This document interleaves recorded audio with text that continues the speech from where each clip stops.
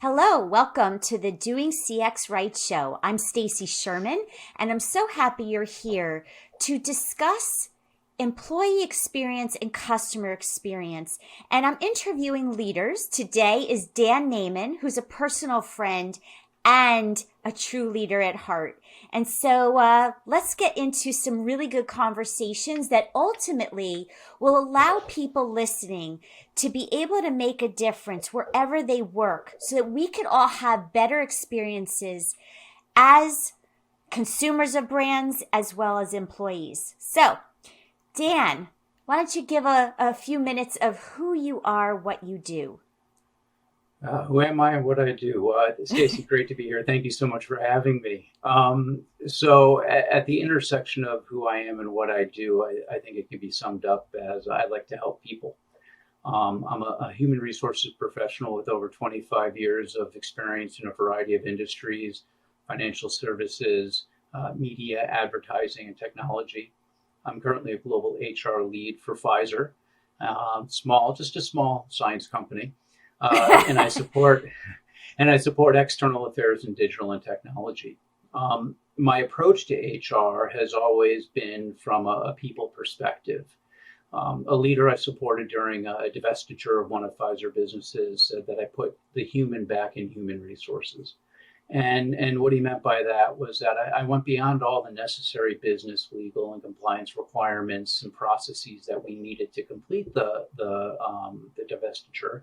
But I also looked at the human side of change and partnered with leadership to really drive an employee experience, which resulted in excitement and engagement despite the unknown future.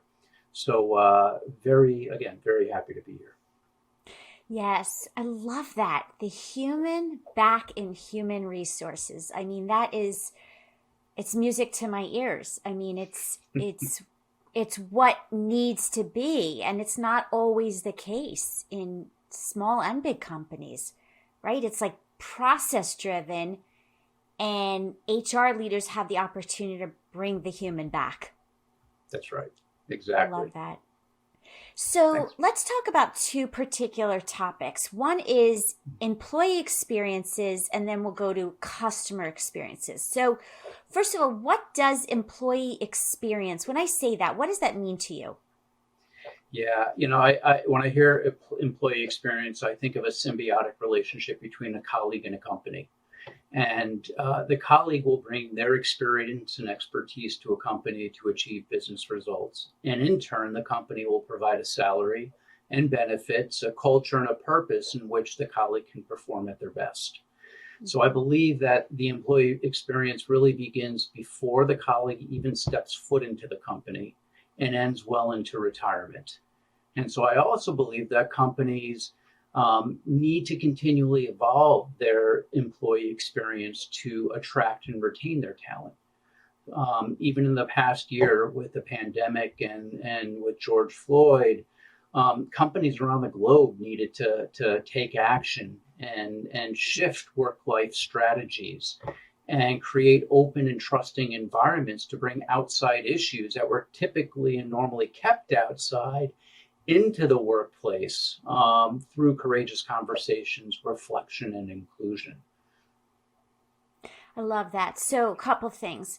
One is onboarding, how Hmm. critical that is. Because I always say you only get one chance to make a great first impression. So, That's right. a conscious effort to that experience. And then it also surprises me how many companies don't do exit interviews. And that's a lasting impression. And sometimes, well, if you do it right and you show you care, they might become alumni. They might come back. Hmm. Well, so it's also what do you do with that data, right? What will Right. you take from it? Who are you going to provide that feedback to? And what can you change systemically to perhaps lower any type of voluntary resignations? I love that, the data. And that's really talking, that merges our CX role and HR role because the Right. voice of employee and the voice of the customer, I mean, that's everything. That's everything. Yes. Yeah. Data. The more analytical we get, the more tools we have to really dig down into the data and understand what story the data is telling us, the better we're really able to change the experiences of both, our colleagues, but also our customers. Yes. So is there a time now asking you to put on your employee hat, and as you are, I mean, you're a boss and an employee, but is there a wow moment that stands out to you in any time, any career positions you've had? Yeah, so I've spent the last 13 years with Pfizer and really have loved every minute of it. I've grown in my 30s to 40s and now 50 to this company. So I've spent a good portion of my life here, and I've really had the honor of and pleasure of supporting a number of manufacturing facilities in the Pfizer network, and meeting the colleagues who are on the floor making the medicines, and to see how the medicines are manufactured were incredible experiences. But one moment in particular that stood out for me was about 5 years ago when I toured the at the time the Pfizer Consumer Health Research and Development site in Virginia, and had the opportunity to meet the folks that invent the chapstick flavors. And I toured the flavor lab and learned the process for creating new flavors, and went through an exercise of what do you smell, and how does that make you feel, and understand what really goes into this specialty of being a flavor scientist. And I've never met a happier bunch of people before, and so now I'm a lifelong loyal chapstick customer for sure. But I love that. What's a takeaway here for companies is to have your employees walk in the shoes of their colleagues, and the experience that customers will feel. And Yes. that's right. That needs to be a best practice.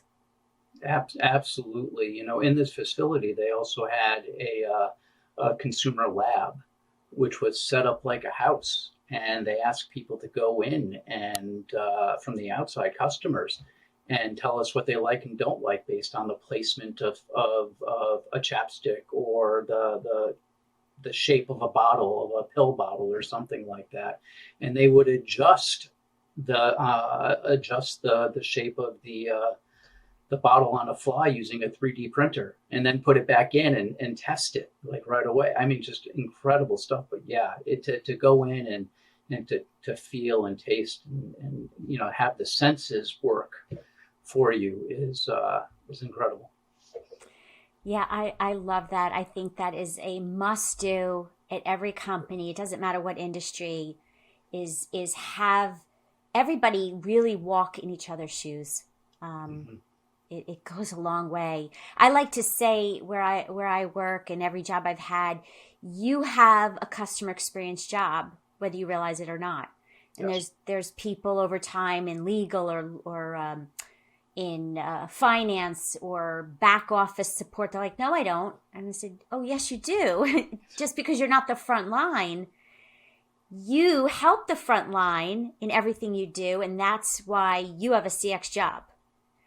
Right. Yeah, So, and to get that experience, to walk into a manufacturing facility when I have to make decisions based on what I've learned by walking in that facility, to help them meet their targets and their results, is extremely important. If I didn't have that background, if I didn't know what it was like to work in a manufacturing facility, how could I help them as my customers? mm-hmm. That's exactly right. But the truth is, it's not always done that way. No. So, that's what I encourage listeners today to really practice. It's easy. It's low hanging fruit. It just has to be a conscious effort. Yep, exactly. So one last question about employee experience. So we talked about what leaders can do, which is what we just, one example of a best practice. What advice do you have for employees? Because we also need to own our experiences. So What makes you laugh? Yeah, no. So, it's, I think of this from a couple perspectives, right? What do we need to do as employees to help ourselves in the employee experience and to be productive in the culture in which we work, right? And part of that is taking time for yourself. Whether during the day, whether it's a walk outside, a quick meditation, eating lunch somewhere other than your desk, and being, working from home, we can certainly, eat a lot of lunches at our desks, or even blocking the calendar for thinking time. It's important to do something mindful to stay fresh, refreshed, and engaged. But also, it's important to be proactive in your career, to get different experiences.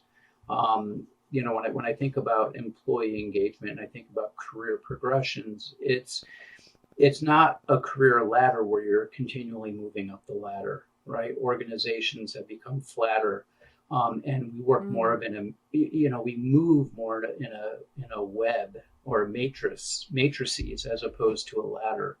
So it's getting experiences across and down and over and up and back and sometimes out, and then maybe back in to a company, and to stay engaged, to use your experiences to grow and develop in the culture that the company provides you is extremely important. I agree. And I would also add, as we're in a National Women's Day, Yes. Women's Month, what a perfect time to talk about this, which is I'd also say that women, men, all humans need to ask for what they want, obviously within reason and with demonstration of value. But we can't always just wait on ceremony. If you feel like there's something that you either belong at the table, show up, speak up, advocate. That's something that I didn't do in my younger years that I learned and got the confidence to do. Doesn't mean you'll always get yes, but show up, ask. Do you agree? Yeah, I do. I listened to Dr. Mae Jameson this morning through work and for International Women's Day. And she is absolutely phenomenal. The first Black woman to astronaut in history. She's got a PhD and other degrees. She's an author. I mean, she's absolutely incredible and inspiring listening to her. And she's got that drive and that motivation and that courage to go out and get. And she doesn't strike me as someone who takes no for an answer. Or even if she does, okay, no and, right? What else is going to come after that? It's very important to advocate for oneself. That's what we teach our kids, Yes. to advocate for themselves all the time. And especially women and minorities who tend not to speak up as loudly as others. We need to create that environment, that place where it's not only allowed, but it's encouraged. Yes. And that's extremely important. Yes. So as a leader, I mean, I'm super conscious of making it a safe place, physically and mentally, to take chances, speak up, allow mistakes, learn from them. Yeah. That's what I think is so important in any size company. Yeah. So, So Pfizer has an amazing culture of, we call it our purpose blueprint. And it's not only the what we do, but it's the how we do it. And the purpose blueprint is predicated on breakthroughs that change patients' lives. And with the COVID-19 vaccine that Pfizer had received emergency use authorization for, I've never lived a mission to the letter of it and really creating that breakthrough. But it wouldn't have been possible without having a culture of courage, excellence, equity, and joy. And so when we talk about building the colleague experience or the employee experience, right, it's creating that culture where it's okay to have the courage to speak up, to think big, to make courageous decisions, right, to take risks, to have the excellence to make those decisions that you might not have all the information for, or to ensure that you're doing things in such a way where the end-to-end processes are effective and simple, and the equity to really act with integrity and reduce healthcare disparities and ensure that people are heard and listened to and cared for in the organization. And obviously joy, taking the time to acknowledge one's work and recognize others, and obviously have a little fun at the same time, without having that or a similar culture that allows folks to have that innovation, to think in terms of breakthroughs. It can be very inspiring to work in an organization like that. Well, here's one thing that's key and a takeaway for organizational leaders from your story, and that is it's a momentum that had to be building up so that when COVID hit, you were prepared and everybody was already engaged. You can't just turn it on overnight. And so that's an important lesson, that culture, it's a process. It has to start at the top. It has to be embraced bottoms up, so that when things like this happen, because they just come in different flavors and forms, everybody rallies. Right? Yeah, and that's the truth. That the Purpose Blueprint has been around for just about 2 years now, and 1 year of it was COVID. And so one thing that Pfizer is very good at is that side of employee experience, of getting the culture out there and helping colleagues understand what it is and embrace it and use it not only in their work life, but those are values and behaviors I want to take home with me and use in my personal life as well. Yes. So with the little time we have left, customer experience. What does employee experience HR have to do with customer experience in your viewpoint? Yeah, so everything. The employee experience obviously drives employee engagement. And when colleagues are engaged and they feel empowered and are working in an environment and culture that drives innovation, our customers are the ones who really benefit from it. And that goes directly to, the Purpose Blueprint that I just talked about.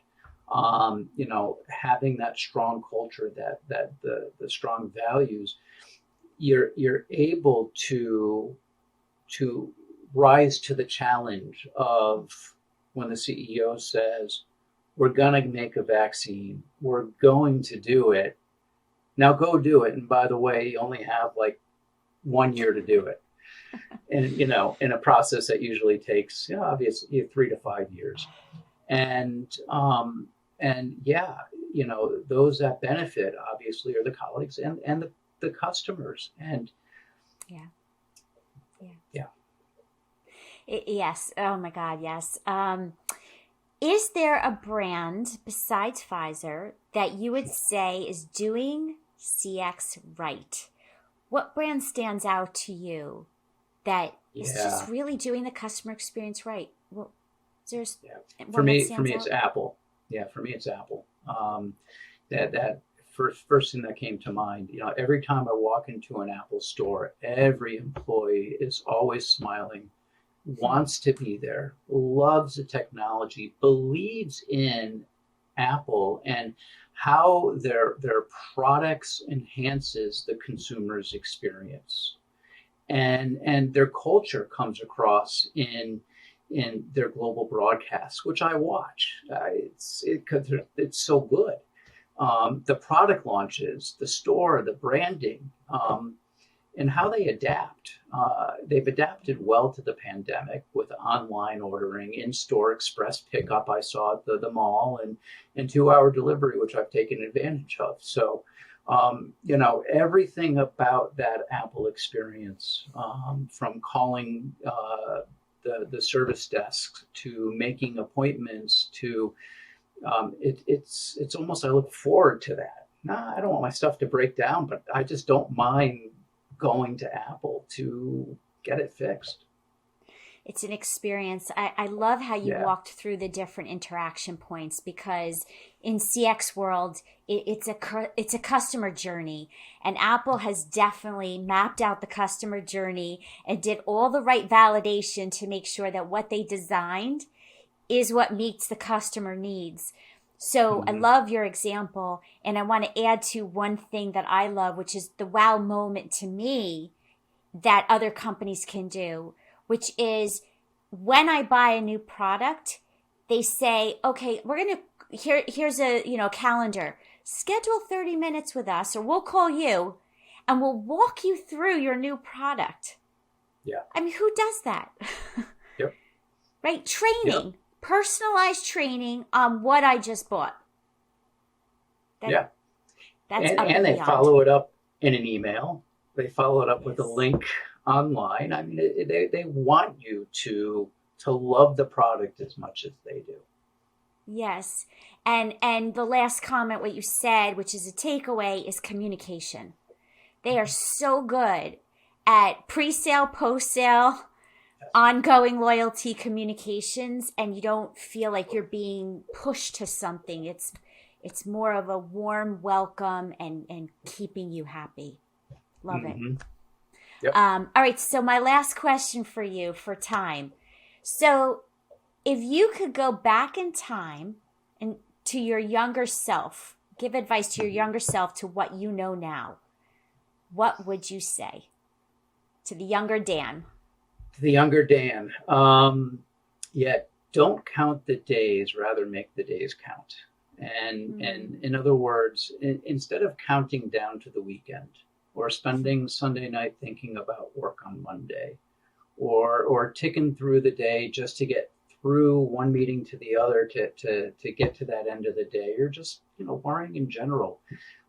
Live in the present, right? Make today count. And what the saying goes, yesterday's history, tomorrow's a mystery. That's why the present is a gift. I love it. It's so true. And I understand that even more, having just had many family members survive COVID, and it really drives that point home. I mean, the gift of every day in life when you can't do the basics. I don't know if whoever's up there in the universe definitely is teaching a lesson. So, more than one. Yeah, I got it. I got the lesson. That's right. Well, thank you so much for taking time and being here. And I know that the listeners here are going to gain value to make a difference where they work. And it's all about experiences. So thank you. It is. Thank you, Stacy. Great to be here. You too. Take care.